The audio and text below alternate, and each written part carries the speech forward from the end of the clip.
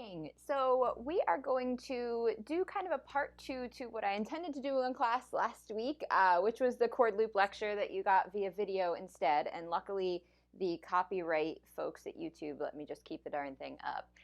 So we're going to do the second half of that today, which is just discussing further elements of harmony in rock and pop music with sort of a slant towards rock this time around. So the chord loops are they tend to be more prevalent in pop music, whereas rock music does have a little bit more variability in the harmony, generally speaking, outside of the loops that you guys listen to and talk to me about in your R2C homework. So we have this handout, so grab this if you don't have it or have it up in another window. And at first glance, it looks kind of chaotic. So you have a couple diagrams on here that are from an article that came out just a couple of years ago so the context of this article was that these two gentlemen, Chris is actually an alum of Oberlin and Ian Quinn is over at Yale. They put a bunch of music through this software program that they have at McGill. And the program basically spit out a bunch of analytics about the harmonic content. And these diagrams that we have are basically a summary of all of this music that they put through the program and the analytics that we got out of it, the data that came out. So what we have here in this first diagram is a discussion of sorts about harmonic function in classical music. This is a very sort of somewhat chaotic way of discussing the TPDT framework that we've been talking about all semester. So you can see here is our tonic, and this has the pie chart shows you the different harmonies that sort of act with a tonic function, and you can see the overwhelming majority of them are one chords. We've got a little bit of sixth action here that often happens in the context of deceptive cadences. We get some 3 and 3/7, which we'll talk about in theory 2. And then this slice of the pie that is just other. And that is anything but those couple of chords. But you can see predominantly this one chord is functioning as tonic. Now we have all of these arrows, and some of them are kind of fat, and some of them not so fat. The width of the arrow actually tells you prevalence. So when you're looking at this arrow is really, really wide. That's telling you that dominant almost all the time goes this way. This little baby arrow here tells you that sometimes we kind of cycle around in the dominance. So look how tiny that arrow is versus how thick this arrow is. The predominant class is where all of the kind of fun stuff happens, and we've seen already in part writing exercises and in pieces that we've studied that when we get to the predominant, sometimes we hang out there and we cycle through a couple of chords. Maybe we go from 4 to 2, maybe we go from 6 to 4 and then to 2, but we stay in this zone sometimes for quite some time. And that's what this big old arrow here means. And you can see just by looking at the pie chart, if this were in color, it'd probably look a little cooler. But just by looking at the pie chart, you can see how many different options we have for predominant in our classical music. The other is almost a quarter of that pie. So we have a ton of options for our predominant here. And then we get to the dominant. And those options narrow down a little bit. Almost half of this pie is either 5 or 5/7. So our dominant options are not as varied. It generally tends to be a 5, 5/7. We've got some 7 action here, which we'll talk more about in Friday's video. But your dominant class is not super variable. And that pretty much sums up the Western classical corpus, that sort of harmonic function pathway from tonic to predominant to dominant and back to tonic. And your couple of different options for each of those harmonies. Now, let's compare this to the same sort of pathways that White and Quinn made for popular music. Now, just at first glance, you can already see that rather than having 3 nodes, so this kind of made a triangle, right? Now we've got a square slash circle. So now we have 4 different nodes. We have kind of 4 key zones we can go to. A lot of your chord loops that you sent me for discussion 5 were 4 chord loops. And that fits really nicely with phrasing framework. The 12-bar blues is basically a 4 chord loop.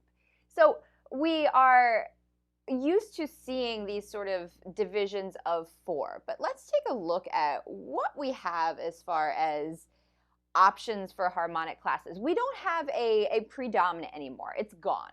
We have this T plus and S that are now in there. So we have no predominant, we have no dominant. So if you look at this little guide, this tells you sort of what everything means. So we go from tonic, which is overwhelmingly the 1 chord again, even more so than in our Western classical chart. And tonic goes almost all the time to this T plus, which is simply called post-tonic. It just means it comes after tonic. There's really nothing else to it. But look at that pie chart. Again, tons of variability. We've got some 5 in there. We've got some flat 7. We've got some 6. 1-7, which we see sometimes, and we talked about in lead sheet day a couple of weeks ago. But lots of variability. I think the most important thing is that your 5 is here. So we didn't see that in our classical stuff. We went to kind of a predominant zone before we went to the dominant. Here we have this 5 as an option sort of right after tonic. And then this. So this designation of antitonic. I just wrote it out down here so you have it in writing. Antitonic. It just means it's the most frequent non-tonic chord. And its job is to create a polarity in the music. And by polarity, I mean just like an opposition. So in Western classical music, that is the dominant. The dominant is our opposition to tonic because it really wants to resolve to tonic. So it creates this tension. Whereas in popular music, the antitonic that does the same thing, creates kind of an opposite end that we expect to go back to tonic. Instead of it being the 5 chord, it's actually most often the 4. And you can see that just by this pie chart that is overwhelmingly populated with 4 chords. So in pop music, the 4 chord emerges as a really prevalent harmony in terms of just the number of times you hear it. And I think a lot of you experienced that with the chord loop assignment as well. Most of your loops had a 4 in there somewhere. And you might have noticed that a lot of times it is in a way that we would call regression in classical music. So a lot of times you get 1, 5, 4, and then something else. If we did that in classical music, that would be considered incorrect because you're not supposed to go from dominant to predominant, right? But in popular music, that's really actually super, super common. So we get this antitonic that is most often 4. And then we get S plus, which is our pretonic. So 2 of these labels just really tell us their relationship to tonic in terms of time. So we've got post-tonic, just the chord that comes after tonic, and pretonic, which is the chord that comes before it. That's all that those classes really tell us. And if you notice here, I think one of the important features of this popular music sort of chart that we're looking at is our 5 chord exists in 2 different places. So our 5 chord can be post-tonic, it could also be pretonic. And that becomes important when you're looking at a lot of pop and rock and wondering like why the 5 chord is acting in ways that seem weird compared to like how Mozart or Beethoven might use the 5 chord. It has multiple functions in pop music and they aren't necessarily cadential. They are just sort of part of this kind of cycle of harmonies. And the last thing I want to talk about are these arrows. So we have the arrows that kind of go in this direction, but we also have this kind of passing back and forth from tonic to antitonic. And we're going to see that in a couple of different tunes today. This idea of just kind of bypassing these two and bouncing from 1 to most commonly 4. And we're going to listen to one song today that does that for the entire verse, just 1 to 4 the entire time. Okay, so that is a really quick kind of rundown of the prevalence of certain harmonies in rock and pop. So it gives you an idea of what you might see today and what you might see in your homework. So let's talk about something a little more. So this might be TMI for some of you, and that's fine. Some of you might think it's really interesting. That's fine too. We're going to try and find a middle ground. I gave you a couple kind of excerpts from some articles. I'm going to give you the Cliff Notes version of kind of what I want you to get out of these quotes. So Drew Nobile, he actually has done a lot of cool work with harmonic function in rock music. But he talks about here this idea of the separation of harmonic function from chord identity. And he's speaking specifically in this instance about the 5 chord, that the 5 chord in pop and rock music does not necessarily mean it is dominant functioning. And by dominant functioning, I mean being that polar opposite to tonic and pushing us towards tonic. In rock music, the 5 does not necessarily have that function. Sometimes it's just a 5 chord and it's not a dominant chord. So what he's saying is that a chord should instead be identified as dominant functioning based on how it behaves within a phrase or within a section. So that necessarily does not mean that your 5 chord is going to behave like a dominant. It might be a different harmony. You might have a 5 chord in here, it doesn't behave like a dominant at all. It just sort of is there as a pre or post tonic. So that's idea number 1. Idea number 2, and this is what we are going to probably spend the most time on, is I was going to say a newish article, but 2004 was actually further ago than I care to admit. So this is an article by Walter Everett, and he talks about rock and its tonal systems and the subset of rock that uses the minor pentatonic scale to build its major triads. So in order to understand that, we have to break down what a pentatonic scale is and how we find the major and minor pentatonic scale.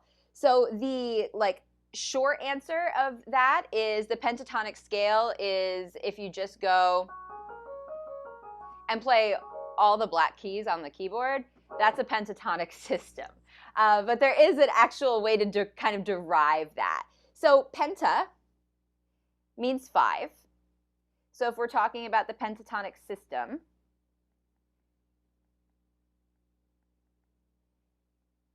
penta means 5. Tonic just means 5 tones or 5 notes. So we're looking at a 5-note system. The easiest way to build a pentatonic scale, let's say we want to build a major pentatonic scale, and I'm going to do it off of D major. So there's my D major scale. I want to build a D major pentatonic scale. All you need to do is find the tritone in your major scale and get rid of it. There's only one tritone in a major scale, right? So you've got to find it and you've got to toss it out. So if you're working from scale degrees, the tritone in your major scale is scale degrees 4 and 7. So I'm going to find them. There's 4. There's 7. I'm going to delete them from the scale, and what I end up with is the major pentatonic scale. Now, same idea for a minor pentatonic scale. You take the tritone and you delete it. So here's, let's do C minor. C natural minor, right? I'm going to do the same thing. To find the minor pentatonic scale, I am going to get rid of the tritone. Now, if you're thinking in scale degrees, again, you've got to adjust because it's not 4 and 7 in the minor system, right? In the minor system, your tritone is between 2 and 6. So I'm going to get rid of those, and that leaves me with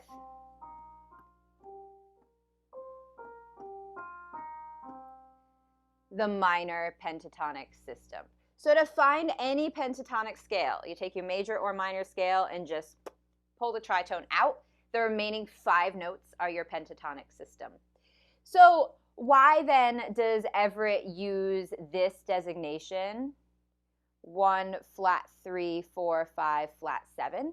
It's because he's thinking about it in the context of a major scale. So I'm going to put notes to it just to make it make a little bit more sense, I hope. So let's say just for an example, let's say we're working off of C. So C is 1. Flat 3 will give you E flat, right? 4 is F, 5 is G. And then flat 7 gives you B flat. And that's actually exactly what I played before when I derived that pentatonic scale. So what this quote is saying is that a lot of rock music just takes those 5 notes, builds major triads on them, and that's their harmonic system. There's no real sense of functional relationships. They're just there, and they're mostly built from voice leading. So let's take a look then. I'm actually going to, before we do the Guns N' Roses example, we're going to look at a different tune. I'm just going to actually share my browser with you to show you the lead sheet for it. And we're going to talk a little bit about what is almost an entire chord loop for the verse and the chorus. It is for the verse, almost for the chorus. And kind of harmonically how it operates. So this is Raspberry Beret by Prince. And I would say do not use this website. I probably got 10 viruses. But I actually know Chris, the guy who made the chord chart, which is why I jumped on here instead of using one that wasn't going to crash my computer. But regardless, Chris is a composer from Arkansas who I met at a conference years ago. And this is his chord chart for Raspberry Beret. So let's look at what's going on here. And so this is lead sheet-esque. So you've got that D/F sharp, which is telling you D major over F sharp in the bass, so first inversion. But take a look at the harmonies we have going on here. So we have A major, G major, there's your D over F sharp, goes back to G, root position D, G, and A. Now, believe it or not, and I'll give you the intro too. So this piece is in A major. So I want you to look at that lead sheet and think about, okay, we're in A major. So A, I would give that a 1. G major.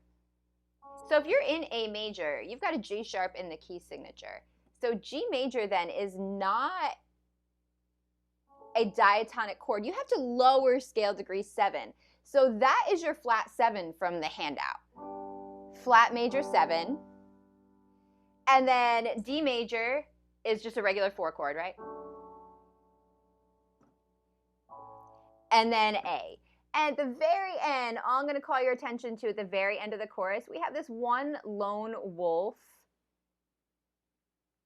E major chord right at the very end of that first part of the chorus. There is your one single dominant in this entire verse chorus. And so when we're thinking about tonic and antitonic and all of that fun stuff, the antitonic, like we said, in rock and pop is usually the 4 chords. So we're going to get a lot of D going on here. We actually almost get more G major. And that E major chord is reserved for the very end of the chorus. And it makes that chord just sound a little bit more special. Whereas in classical music, the 5 chord is kind of boring because we hear it so much. So I'm going to play this for you through this part in the chorus where we get the dominant so you can hear what I'm talking about.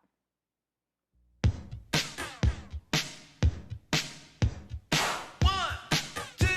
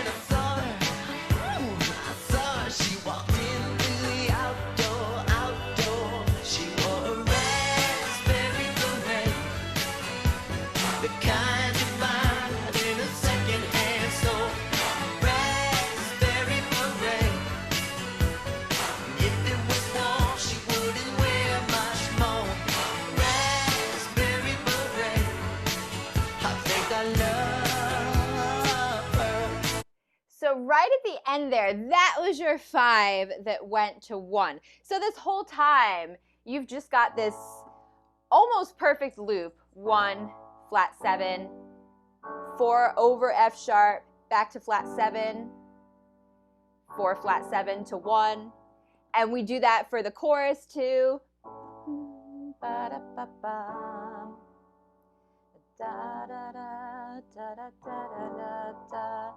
And then right at the very end, we get, there's your 5 to 1 to round out the chorus. So in this operation, the 5 chord becomes all of a sudden very kind of new and interesting sounding, even though in our sort of classical experience, it's just sort of there and we don't think much of it. Okay, now let's go to one that you actually have a score for in front of you. So I'm going to swing back to the iPad so you can see.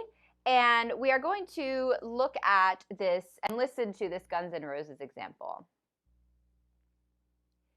And before we listen to it, I want us to actually put some Roman numerals to this. So you've got a key signature in front of you. We can sort of deduce that we're in D flat major by the key signature and by the chords that we're looking at. So can we try and just put some Roman numerals onto this sheet? So D flat major, obviously D flat, you're going to give it a 1. C flat major, this is the same, actually the same chord pair that started Raspberry Beret. So if we're in D flat, we're expecting a C natural. C flat's not in the key signature. So it's an alteration to scale degree 7, and it's major quality. So we get a flat major 7 there. And then G flat, just our regular 4 chord. And then back to D flat for our 1. So those are our verses. They just kind of loop around this 1 flat 7 4 to 1 cycle.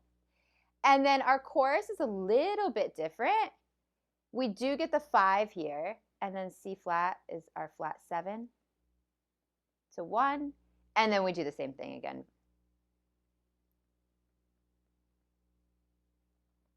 Now, one of the great things about this tune for you to listen to is the bass line is super, super clear because it's arpeggiated for a while in the intro. So all those harmonies are going to come at you in just kind of broken chord form for a few bars so you can get kind of used to them. Now, one of the problems with doing this via Zoom and me sharing my sound with you is there's going to be a lag. So I can't actually sing with you because I'm going to come about a second after the recording to you. So I'm not going to do that. I'm going to just have you try and sing or hum the bass line along as you listen. So here it is. I'll play through the intro and then the verses and the chorus for you.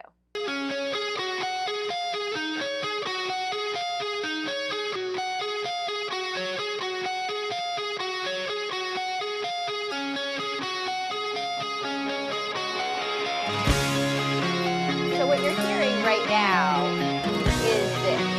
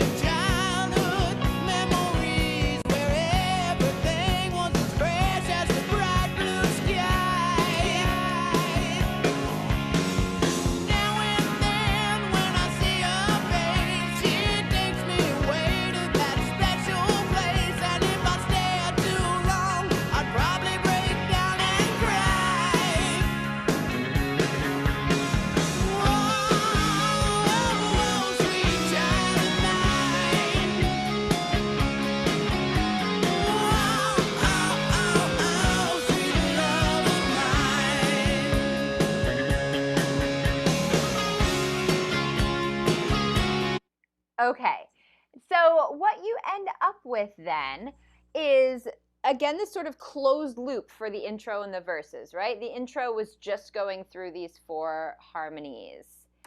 And then your verses use them, and then your chorus adds in the dominant. So we actually get rid of the 4 chord for the chorus and plug the 5 in instead.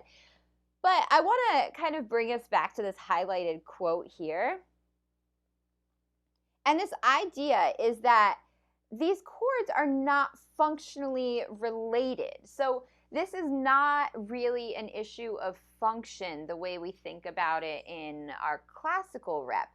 It's more sort of governed by the melody and by finding just a good harmony to fit under the melody. So we're really working with harmonizing the melody as first priority. And kind of voice leading and functionality is a secondary thought at this point. So looking at your melody then, you've got these harmonies that work really well under it, but you would probably never kind of label like a Mozart score in this way.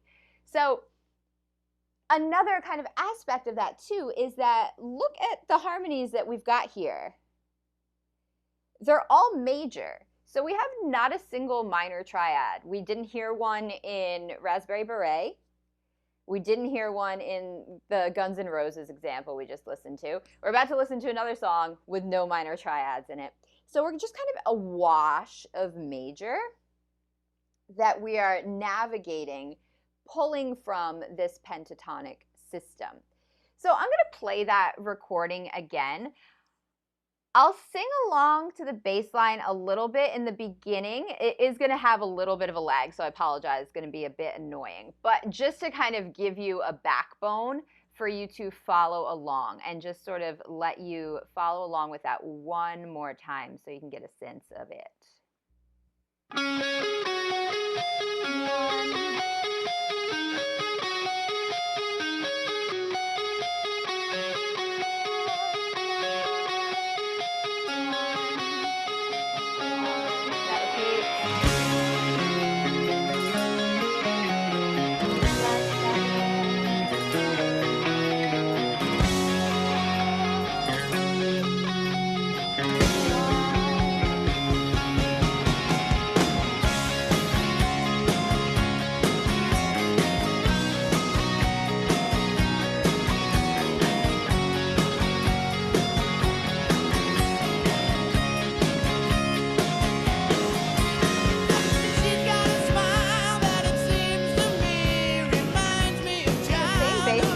Not as pronounced, right? Everything was as fresh as the bright blue sky. Now and then when I see her face, she takes me away to that special place. And if I stay too long, I'd probably break down and cry. So you can find your 5 here.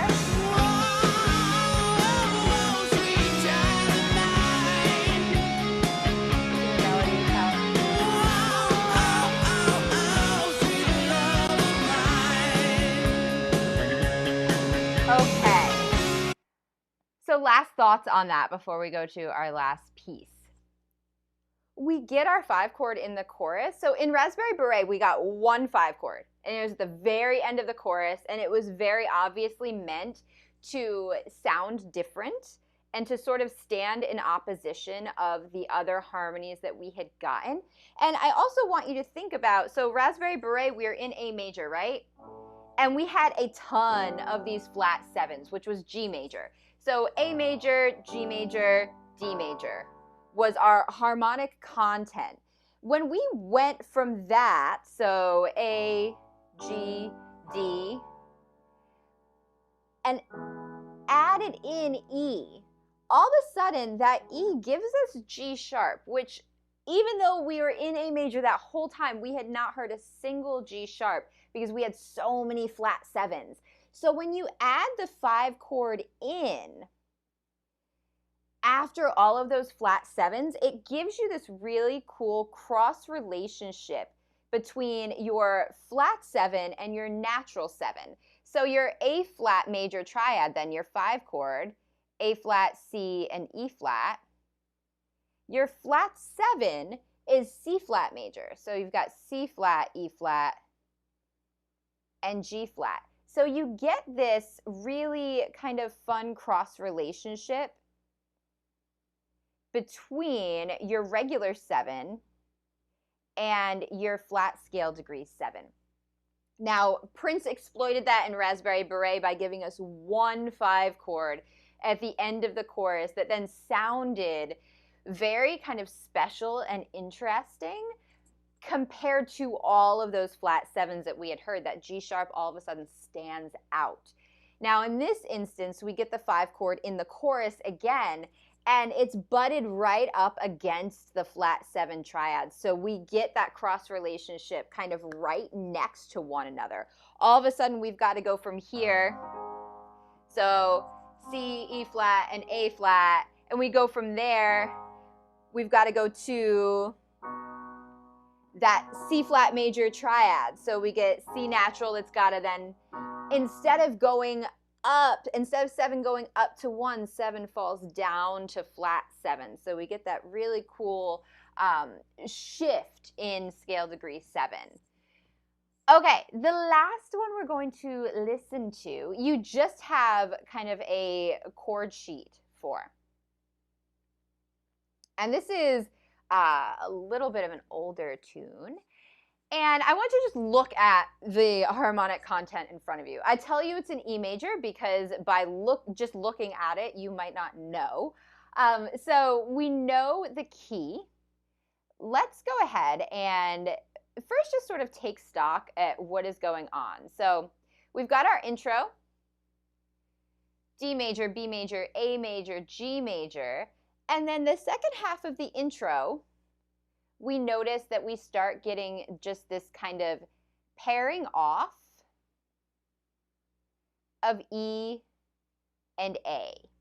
And that pairing continues for most of the verses. So just this jumping between E and A.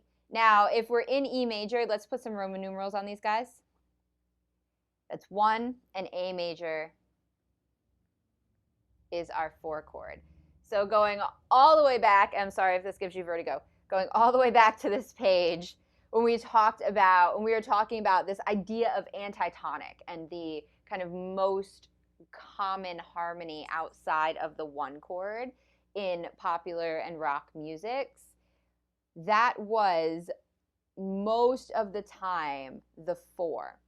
And we see that in the verses here, where we literally are just bopping between 1 and 4 over and over and over. And then towards the end of the verse, as we're sort of bridging our way into the chorus, we introduce some 5 chords that go back to 4, which you normally cannot do in like a part writing exercise, but it's pretty common in these repertories. And then we just bounce back to our 1 and 4 pairs. So the verses in the chorus, not super exciting. What is cool is the introduction. So let's listen to it first, and then we'll put some labels on it.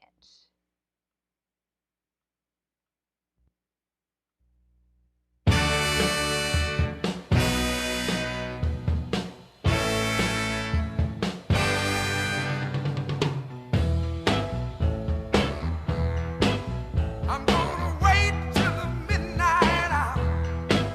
That's when my love comes tumbling down. I'm gonna wait till the midnight hour, when there's no one else around. I'm gonna take you, girl, and hold you, and do all the things I told you in the midnight hour. Yes, I am. Oh, yes, I am. One more thing I just want to say right here. I'm gonna wait. Okay, so I'm going to stop it there.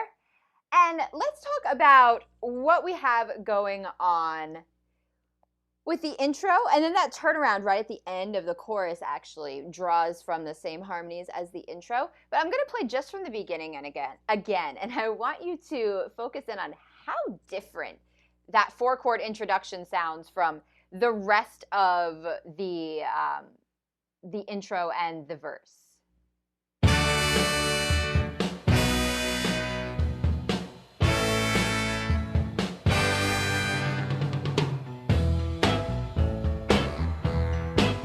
And here's your sort of 2-chord pair that we just bounce around between. That's when my love comes tumbling down. I'm gonna wait till the midnight. So if I'm listening to this and I hear that introduction, first off, I'm not sure what key I'm in out of context. But secondly, it's very, very different and much more, to some degree, colorful than just that 2-chord pair that we get for the entirety of the verse. So now can we put some Roman numerals to this? So we're in E major. So D major, we've now seen this 2 other times, is going to give us a flat major 7.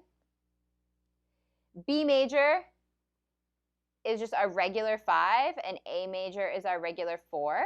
And G major, so this is new for our Roman numerals for today, and Everett mentioned it in that quote. It's the last one of this pentatonic scale that we haven't gotten to yet, and it's this flat 3. So if you're in E major, G sharp is in the key signature, so to get G major, you've got to lower the root, and it's a major quality triad. So that 4-chord introduction, the one thing it doesn't give us is tonic, but it gives us all other of the 4 chords in that pentatonic system. And then when we do get the E major triad to kind of start that chord pair, that rounds out our entire pentatonic system. So we go from D to B, A, G, and then there's our E. And then we just bounce between these 2 for literally the entire, almost the entire verse. And then towards the end of the verse, we move to the 5 for a little bit. And it goes back to A, goes back to the 4. We go back to the 5. And then the 4. And then 1 to 4. 1 to 4. And at the very end, we have this little bitty turnaround that gives us, one last time, we get our flat 7 again. So here's our 1 to 4. And then we get that flat 7, which at this point now sounds extra colorful after we've just been hopping around 1 and 4 for so long. Flat 7, 5, 7. And then we go back to the 1 and 4 pairing again. So this introduction plus the first chord of what we get in the verse actually gives us that entire pentatonic system. So here's our flat 7, here's our 5, 4, flat 3, and 1. So that's our entire minor pentatonic system. All in the first 5 chords of the piece. And then we juxtapose that. So that sounds especially colorful when we set it up against this incredibly kind of boring 1 to 4. So in this case, E major then is our tonic. And then A major, which is our 4, becomes our antitonic, which on that chart is labeled S. So I'm going to, again, swipe really quickly, sorry. So our antitonic, that S, in this particular piece is very, very clearly the 4 chord. And we seem to be following this path, just kind of looping back and forth from tonic to antitonic for the verse and the chorus almost exclusively. Now, the intro itself gives us a little bit something different. Interestingly, we don't start on one, so we start instead there. But our intro kind of cycles us through here, and then the verses and the chorus bring us to this just kind of back and forth between tonic and antitonic. So it's a great piece to, sorry about the swiping again. It's a great piece to see all of that stuff happen kind of all at once. So you get the entire minor pentatonic system in the first 5 chords. You get this very colorful intro pushed up against a very, very simple tonic and antitonic verse and chorus. So you get a lot going on with this particular song that kind of exemplifies everything that we're talking about harmony in the rock repertories. Okay, looking ahead. So I had a ton of fun reading your Discussion 5 stuff because I got to listen to all your cool music and see what you had to say about it. I emailed a couple of you. So Artusi batches responses for those open-ended questions. If people have the same exact response, it just batches them together because it's supposed to make my life easier. With no regard for the fact that sometimes I ask you specific questions that will vary from person to person. So a couple of you answered the same the open or closed loop question the same exact way, same capitalization and everything. And so they all got batched together. But some of those answers were correct in regards to your actual loop, and some of them were incorrect, and Artusi doesn't let me separate them. So a couple of you got emails saying like, hey, your Artusi grade is actually incorrect. The one in Blackboard is correct because of that. So if my email was confusing, that's what was going on. I just manually corrected it when I went into Blackboard. So your grades in Blackboard are the correct ones, and that's what I have in my Excel sheet that I use for my grade book as well. For discussion 6, which I think is the one that is open right now, you'll do pretty much the same thing, but with a rock tune instead of a pop tune. So if you're not sure where to start, if rock is like not your jam and you're not sure what to do, good places to start. AC/DC will give you a lot of the harmonies that we're looking for. The Beatles will give you a lot of those harmonies. Billy Joel, as much as I love him, is actually, his harmonic constructs are actually very kind of classical in nature.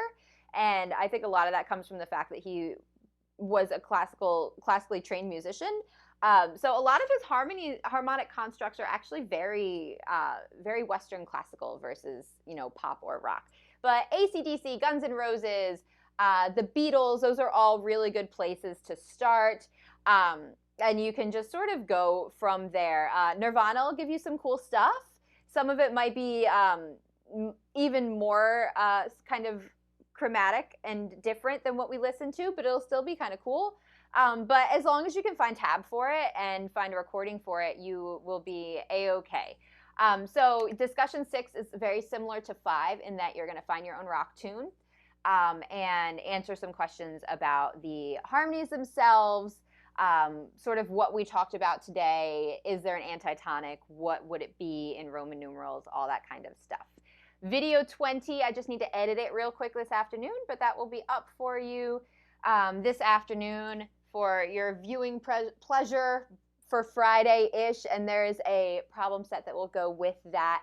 Videos 20 and 21 are both covering our last kind of part writing E harmonic topic, and that's the leading tone 7th chord, so 7 fully diminished 7. So video 20 gets at that. Video 21 will do part writing with it, and then that's really it for part writing and harmonic topic things for the semester. I will get to your projects in the next couple of days, so you can expect to see that grade kind of pop up and commentary from me on Blackboard by Saturday. So I'm looking forward to looking through all of those. Next week is our last synchronous class. So once you guys go for Thanksgiving, you're off. We're not going to meet synchronously. There's a lot of time zones to handle. So I'm not going to even kind of impose that upon you. So a week from today will be our last synchronous class, and I will give you kind of a rundown of everything from there on out. It's basically just going to be your third project. But I will give you all of those kind of annoying details when I see you on Wednesday of next week. So discussion 6 is due Friday. Video 20 will be up for you to watch on Friday. And Harmony 9 will be due on Monday. And then there will be a Harmony 10 that will be due on Wednesday that will match up with video 21. But all that will be up and Blackboard announcement to accompany it later this week. All right, guys, thank you so much for your attention. I look forward to getting into your projects and seeing what cool rock songs you find for discussion 6. Y'all have a good rest of your week.